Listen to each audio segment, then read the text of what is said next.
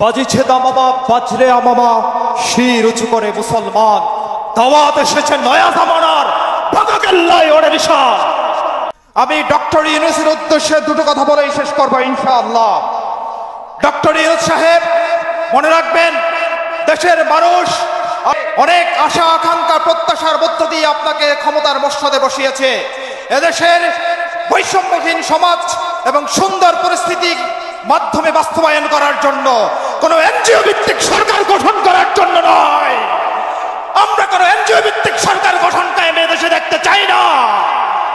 সংগ্রামী সারথী বন্ধুগণ, I want to put it plain and very simple. মনে রাখবেন, একজন নয়, দুইজন নয়, তিনজন নয়, 1531 জন মানুষ শাহাদাতের অমীয় সুধা পান করেছে। 100 জন নয়, 200 জন নয়, হাজার হাজার মানুষ আহত হয়েছে। সচিবালয়ের বুকে আগুন জ্বলছে, এমন দৃশ্য দেখার জন্য তারা আহত হয় নাই।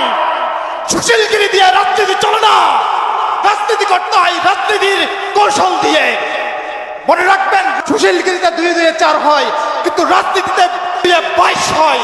সংগ্রামী সারথী বন্ধুগণ, আমি ডক্টর ইউনূসের উদ্দেশ্যে বলতে চাই, আপনি কাকে ভয় পাচ্ছেন?